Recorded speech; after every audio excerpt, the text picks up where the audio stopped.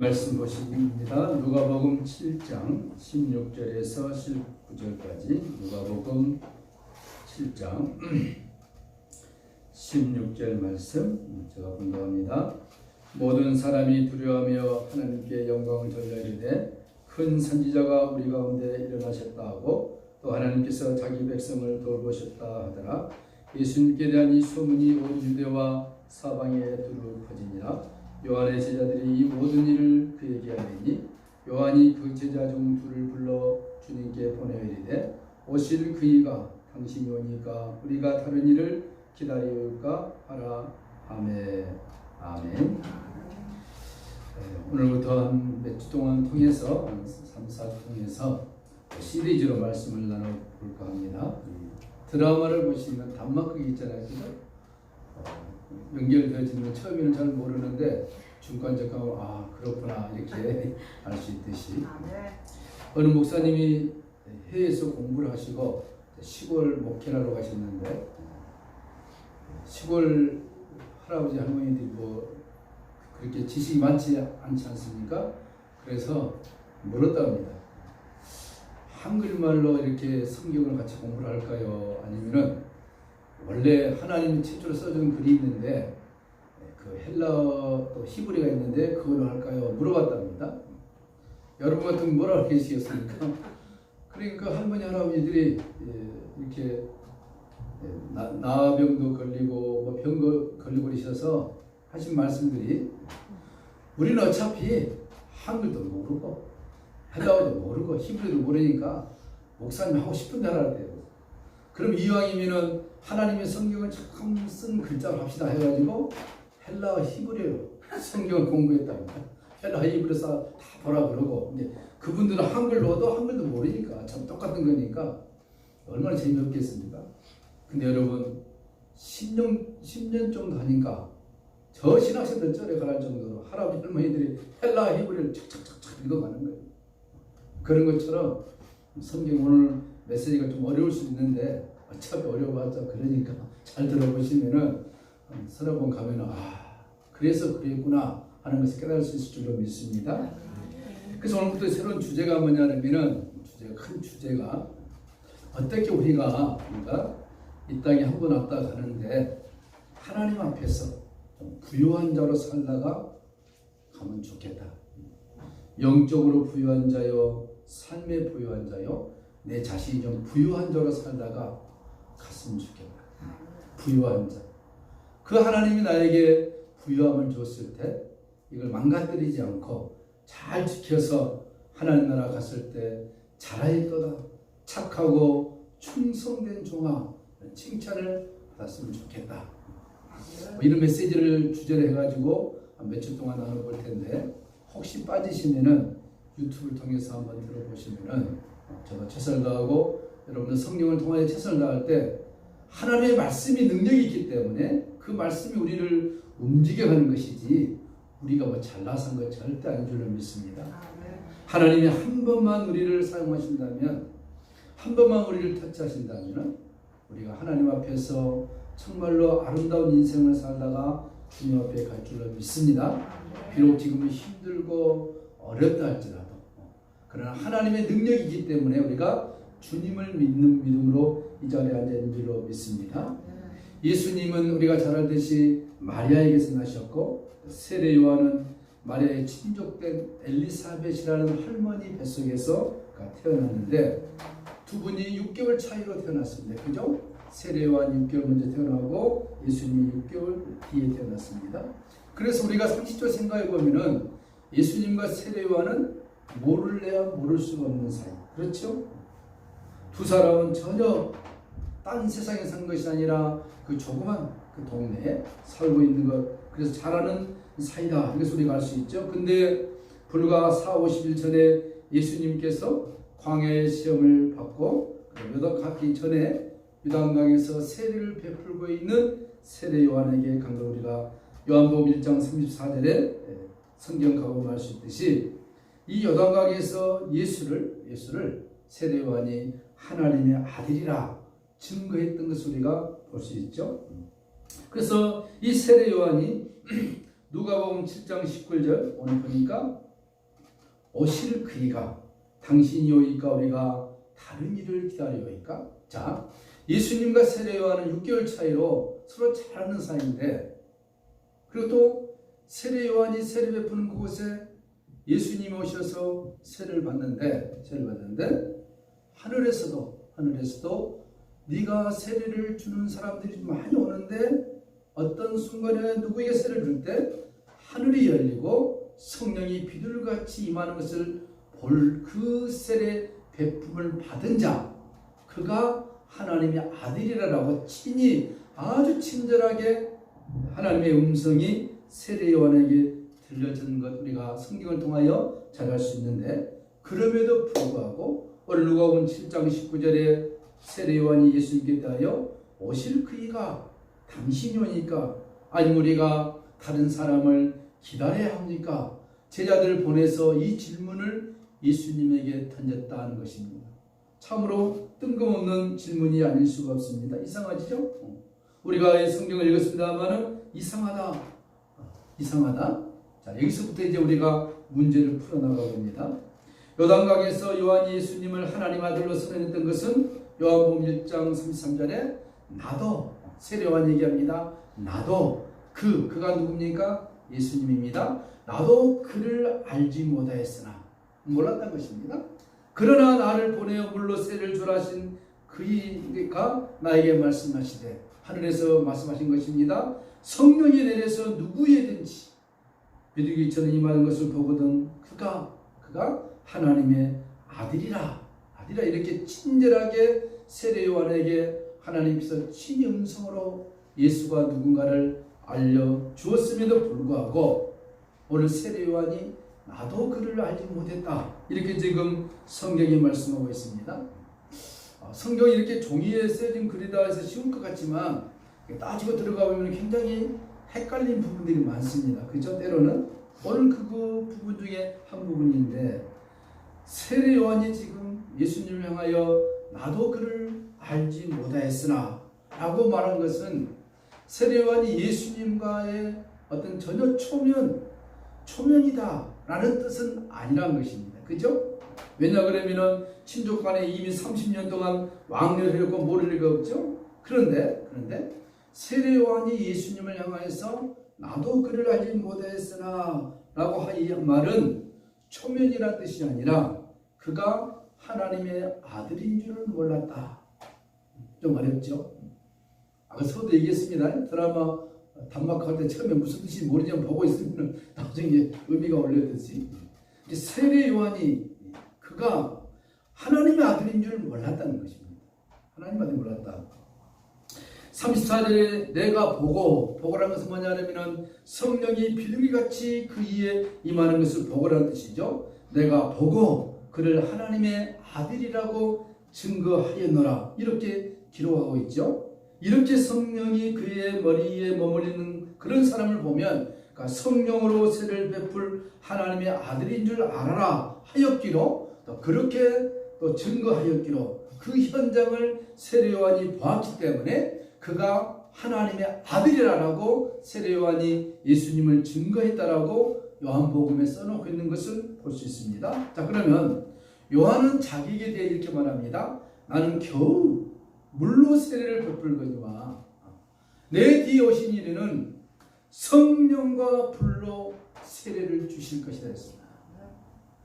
우리 너무 많이 들은 말씀 잘 알죠? 나는 물로 세례를 주는데 나 뒤에 오신 이는 성령과 불로 세례를 줄 것이다. 성령으로 세례를 준다고 했으면 하나님의 영적 특별한 방법으로 그냥 불같이 임해서 어떻게 특이한 환상으로 현상으로 이해되는데, 또 성경이 뭐냐면은 그는 불로 세례를 줄 것이다. 세례 요한이 이해한 이 불로라는 말은 뭐냐면은 심판을 의미한 것입니다. 심판을. 자, 무엇을 할 수 있는가? 그것은 우리가 추측해서 끝난 것이 아니라 성경 말씀을 가지고 찾아보면은 누가복음 3장 17절을 보면은 예수님 말씀하신 것입니다. 알곡은 모아 곡간에 들이고 쭉저기는 꺼지지 않는 불에 태울 것이다. 예수님 하신 말씀입니다. 그뿐만 아니라 같은 장소에서 마태복음 3장 7절에도 예수님이 아주 신랄하게 욕을 합니다. 이 독사의 자식들아, 누가 너희를 가르쳐 임박한 진노를 피하겠느냐. 독사의 자식들아. 우리 식으로 말하면은 옛날에는 그 여기 되어 있는 여기, 요즘 여기 안 하는데요. 이 개자식들아, 여기 아니래요. 하도 개들을 많이 키우니까 이건 여기 아니래 이제는. 그게 독사의 자식들아.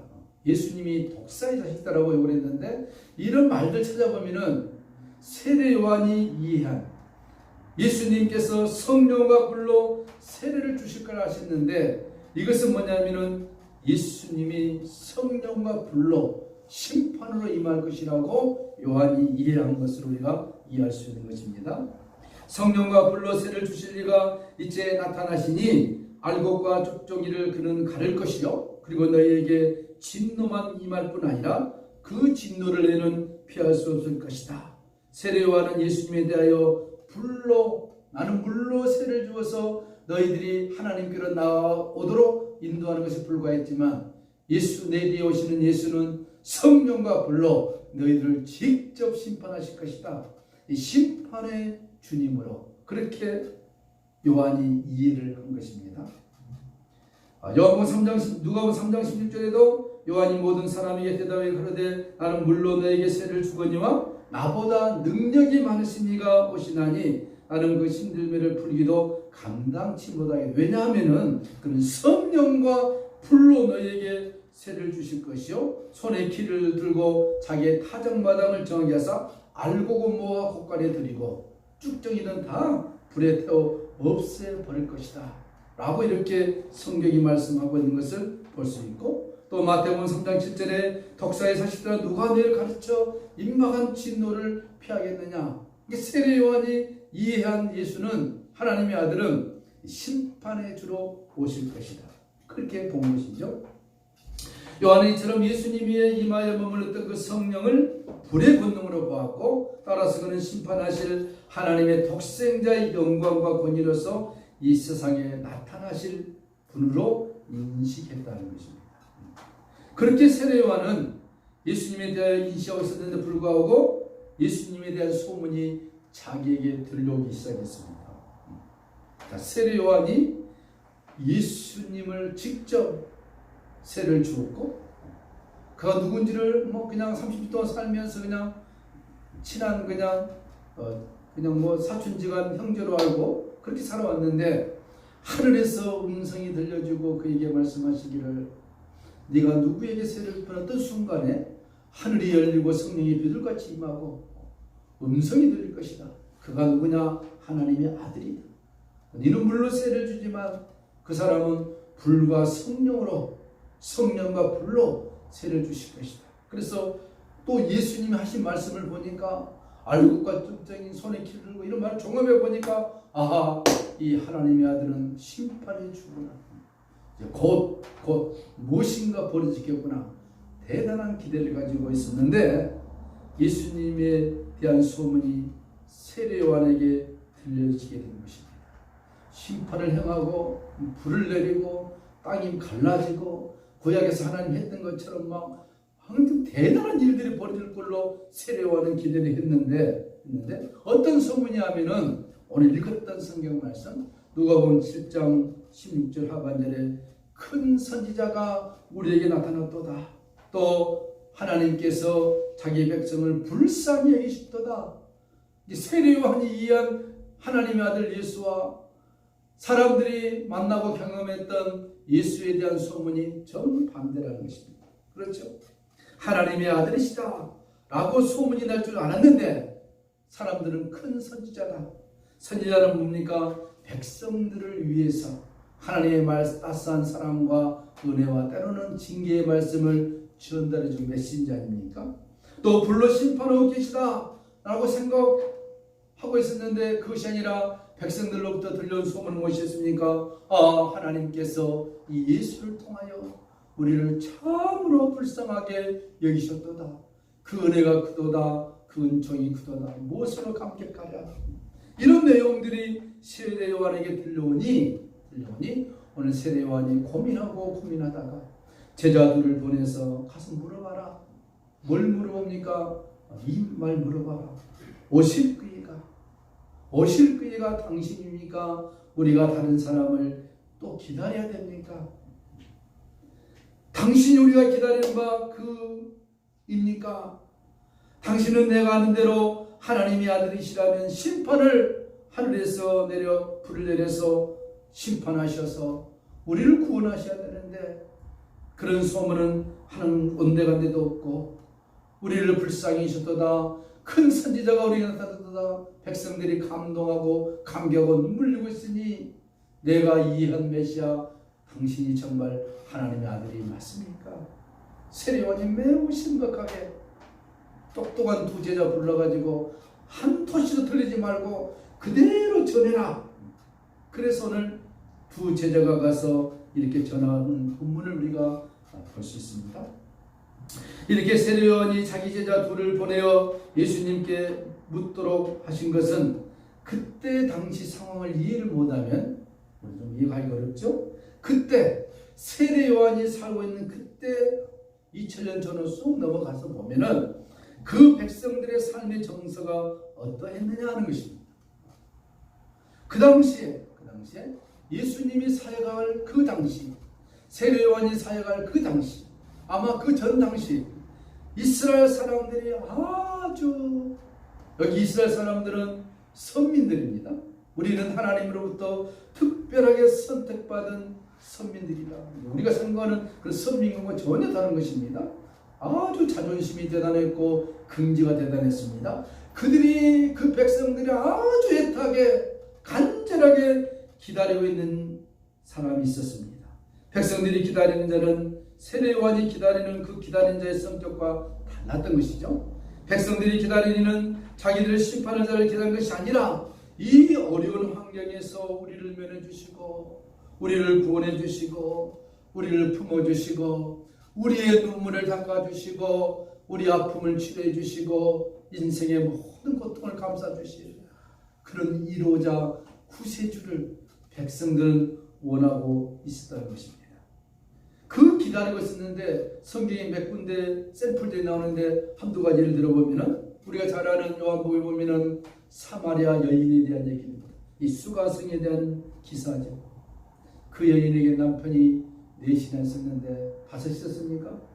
하여튼 그건 문제가 아니라 그럼에도 만족함이 없었다 그랬습니다. 어느 날 이 여인이 대낮에 물을 기르러 우물가로 갑니다.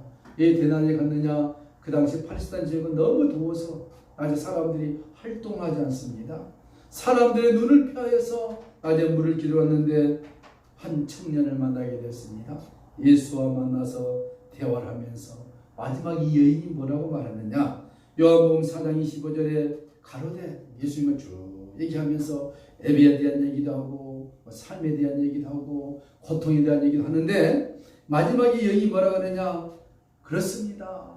이 우리 어려운 고통 속에 있는 우리들에게 언젠가 메시아가 오시면 메시아고 그리스도라고 하는 이가 오시면 우리가 참된 예배를 드릴 것입니다. 그러니까 이 여인을 대표하는 그 당시의 사람들의 삶의 마음을 대표해서 전해주는 것이 무엇이냐? 우리의 힘든 삶, 고통스러운 삶, 이 모든 삶을 해결할 자가 누구냐? 메시아가 오십니다. 그리스도라는 메시아가 오시면은 우리 모든 것을 해결해 줄 줄로 믿습니다. 요한복음 4장 25절에 여자가 가로되 메시아고 그리스도라는 이가 오실 줄을 내가 아노니 나만 아는 것이 아니라 알만한 사람은 다 안다 이겁니다. 그가 오시면 모든 것을 우리에게 고하시리라. 뭘 고합니까? 해결해 준다는 것입니다. 그러니까 그 당시에 사람들이 기다리는 이가 누구냐? 오실 이를 기다렸는데 그 오실 이가 누구냐? 자기들을 구원해 줄 고통과 삶과 인생의 영혼의 모든 문제를 해결해 줄 그 메시아를 기다리고 있었다는 사실입니다. 또 하나 예를 들어볼까요? 요한복음 1장 45절에 빌립이 나옵니다. 빌립이 나와서 우리가 여러 선지자들이 기록한 말씀들을 다 안다. 선지자가 기록한 말씀 구약 성경입니다. 구약의 예언서나 시편을 쭉 보면은 우리의 고통받고 있는 삶 속에서 메시아가 언제 오시면은 이 모든 문제를 다 해결할 것이다 라고 빌립이 기록한 그를 우리가 만났다. 예수를 내가 만났다. 내가 빌립이 만난 그 예수는 요한이 보는 세례 요한이 만난 생각 그 예수가 아니라 우리를 고통해서 삶의 문제에서 해결할 그 메시아를 만났다. 빌립의 그 말을 통해서 보면은 그 백성들이 기다리고 있는 메시아가 어떤 메시아였는가를 우리가 이해할 수 있는 것이죠. 요한복음 1장 45절에 빌립이 나다나엘을 찾아 이르되 모세가 율법에 기록하였고 여러 선지자가 기록한 그 일을 모세도 기록했고 여러 선지자들이 기록해놓은 그 메시아를 빌립이 만났다는 것입니다. 그러니까 모든 백성들이 기다리고 있는 메시아, 그죠? 그 메시아하고 그 다음에 세례 요한이 중요합니다. 세례 요한이 다른 일반 백성들은 보기 힘든 장면을 봤습니다. 세례를 베푸는데 하늘이 열린 그 영안이 열렸습니다. 성령이 비둘기 같은 형체로 세례를 베풀고 있는 청년 예수 머리 위에 성령이 임한 것을 요한이, 많은 사람이 있었지만 요한만큼 눈을 떠서 그것을 보았습니다. 그 음성을 들었습니다. 이는 내 사랑하는 아들이요 내 기뻐하는 자라. 그러면서 요한이 깨달은 것이 뭐냐? 나는 겨우 물로 지금 요단강에서 물로 너희들에게 세례를 베풀지만 이제 내 뒤에 오시니 그 예수, 그 메시아는 성령과 불로 너희들에게 세례를 베풀 것이다. 그러므로 회개하라. 이 독사의 자식들아. 세례 요한도 아주 완벽하게 메시지를 증거했던 우리가 성경 중에 볼 수 있습니다. 이 세례 요한은 성령이 예수님의 머리에 임하여 머물렀던 것을 보고서 그런 경우에 성령으로 세례를 줄 하나님의 아들이라고 증거를 하였으므로 예수를 하나님의 아들이라고 당당하게 증거했습니다. 그런데 한참 후에 들려오는 소문은 자기가 기대한, 세례 요한이 기대한 그 메시아와 백성들이 예수를 만나고 난 다음에 예수에 대한 평가가 전혀 달랐다고 하는 것입니다. 그래서 요한이 예수님에게 사람을 보내서 너무 갈등 속에서 오실 그이가 당신입니다. 이렇게 하다가 조만간 이제 불을 내리겠지 했는데 이거 뭡니까? 기다려도 자기가 원하는 답을 얻을 수 없으니까 고민하다가 드디어 제자를 보냈는데 제자를 통하여서 들려오는 소문이 다른 것이었습니다. 하나님의 아들과 이 백성들이 기다린 선지자는 다른 이였다는 것입니다. 그럼 과연 그들이 기다려오는 이는 백성들이 기다리고 기다린 그는 누구였고 또 무엇을 근거로 그 백성들은 그런 메시아를 기다릴 수밖에 없었냐 하는 것입니다. 그들이 기다려오는 그것인 이는 어떤 이였고 또 그들이 무엇을 근거로 해서 막연하게 기다린 것이 아니라 뭔가 근거가 있어야 되지 않습니까? 그렇죠? 근거를 가지고 메시아를 기다렸는가? 그것이 이제 성경의 소리가 찾아가야 하는 것이죠. 이사야 선지자입니다. 이사야 선지자를 통해서 하나님이 그 백성들에게 당시 그들뿐만 아니라 장차 다가올 백성들 그리고 이사야를 통해서 2020년 살고 있는 우리들에게도 예수님 오시기 전 700년 전에 쓰여진 이사야 말씀이 그 당시 있는 사람들에게도 필요했고 예수님 사역할 당시에도 필요했고 2019년에 살았던 사람들이 필요했고 오늘 2020년 사는 우리에게도 필요할 것이고 내년 2021년 또 살아갈 사람들에게 필요한 이사야 말씀이 어떤 말씀이냐 여기서 이제 포인트를 풀어나가야 되는 것이죠. 어떻게 여인이 됐습니까? 너희가 먼 훗날 억압당하고 어렵게 되고 병들고 가난하고 공포에 쌓여 두려움 속에 살고 있고 이럴 때 이사야서를 통해서 하나님 말씀 무엇이냐? 염려하지 말라. 내가 한 사람을 보내서 너희를 구속해 줄 것이다. 그러면서 이사야 61장 1절 3절에 주 여호와 신이 내게 임하였으니 하나님이 이사야에게 성령의 감동을 주어서 그 시대와 장차 올 시대와 예수님의 재림 시대까지 다 보게 해버립니다. 이게 하나님의 능력입니다. 한 사람에게, 이사야 한 사람에게. 이는 여호와께서 내게 기름을 부으사 가난한 자들에게 아름다운 소식을 전하게 하려 하심이라. 나를 보내사 마음이 상한 자를 고치며 포로된 자에게 자유를, 갇힌 자에게 노임을. 이사야 자기에게 가지만, 자기를 대신해서 하지만 자기가 누굽니까? 장차 이러한 메시아가 올 거라는 것입니다. 이러한 메시아가 와서 뭡니까? 가난한 자에게 아름다운 소식을 전하게 할 것이다. 마음이 상한 자를 고칠 것이다. 포로된 자에게 자유를 줄 것이다. 갇힌 자에게 노임을 올 것이다. 여호와의 은혜의 해와 우리 하나님의 신원의 날을 전파하여 모든 슬픈 자를 이루할 것이다. 무릇 시온에서 슬퍼하는 자에게 화관을 주어 그 죄를 대신하며 희락의 기름으로 그 슬픔을 대신하며 찬송의 옷으로 그 근심을 대신하게 하시고 그들로 의의 나무 곧 여호와의 심으신 바 그 영광을 나타낼 자라의 그름을 얻게 하려 하실 것입니다. 이사야에게 예수가 오시기 600년 700년 전에 이사야에게 들린 그 말씀을 듣고, 자, 그 당시에 이사야에게 주었던 이 말씀을 사람들이 들었을까요? 안 들었을까요? 들었죠. 왜? 선지자이기 때문에. 선지자는 하나님 주신 말씀을 선포해야 되지 않습니까? 선포했을 때 그 말씀을 듣던 사람들이 반응이 두 가지로 나뉘었을 것입니다.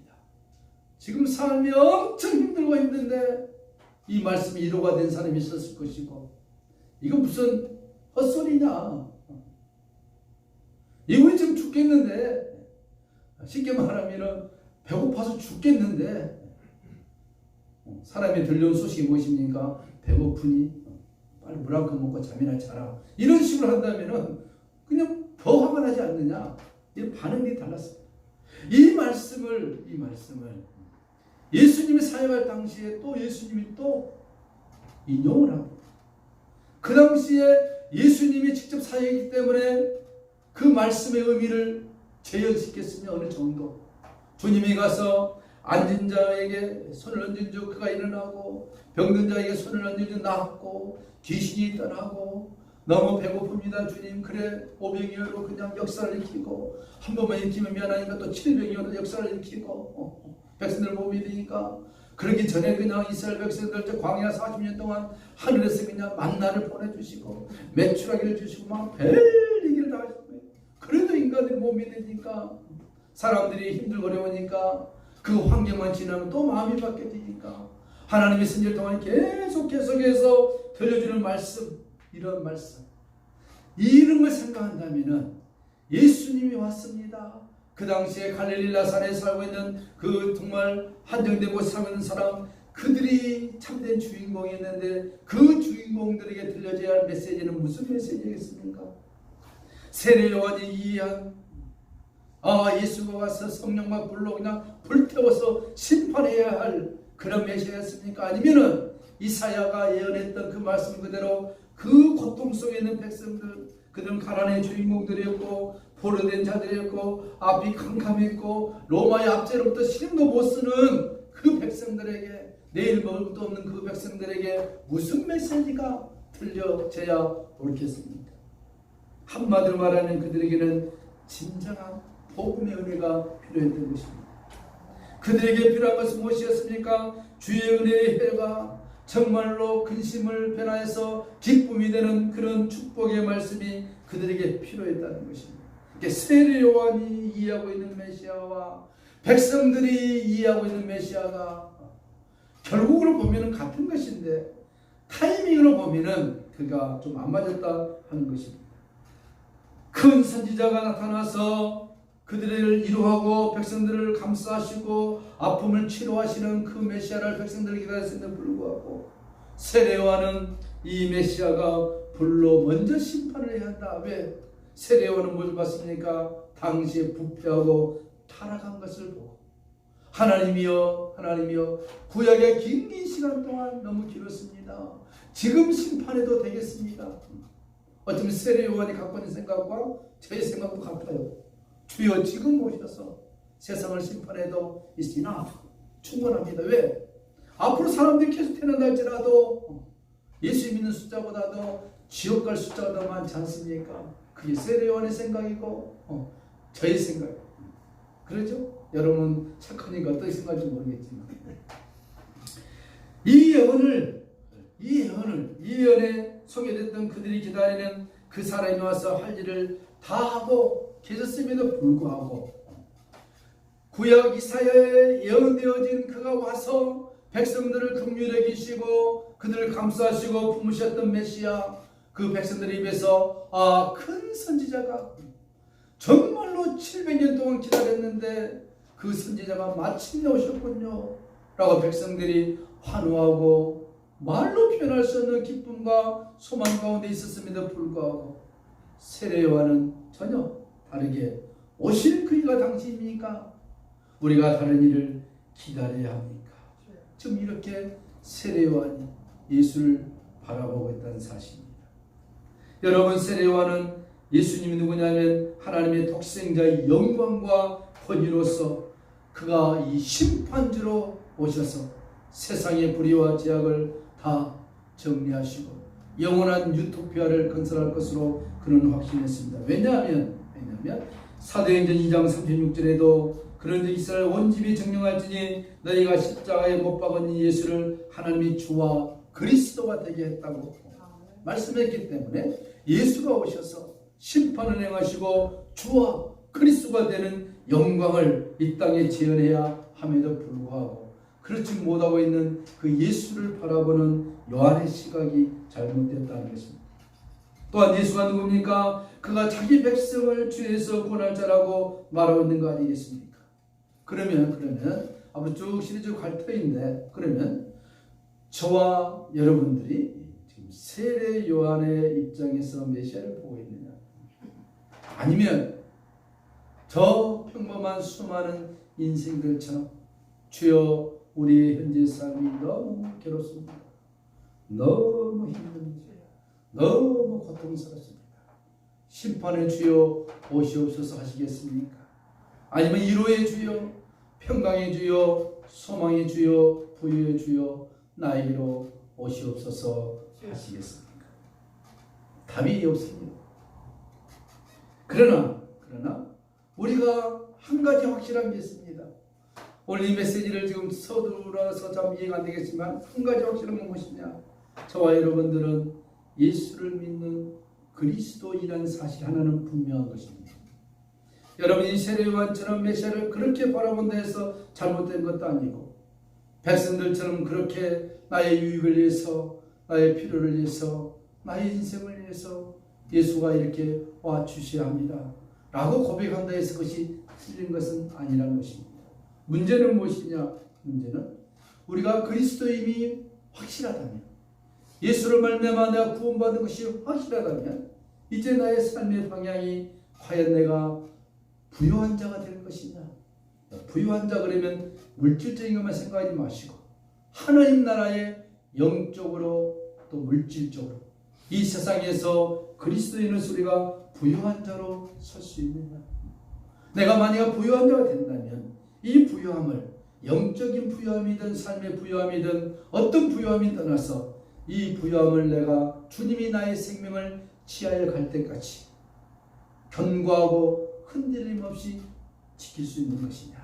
이 문제, 이 숙제가 우리들에게 남겨져 있다는 것입니다.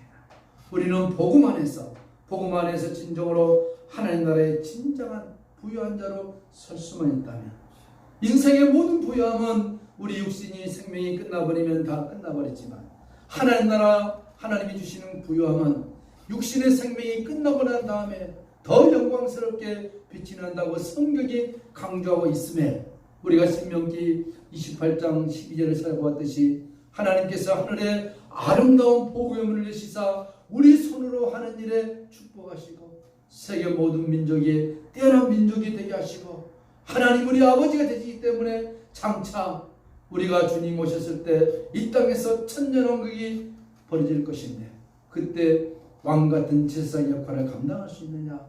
성경은 끊임없이 우리에게 강조하고 있습니다. 성경 안에서 이 보배로 찾아서 너희가 그러한 자로 서기를 간절히 원하는, 그래서 예수님이 말씀했습니다.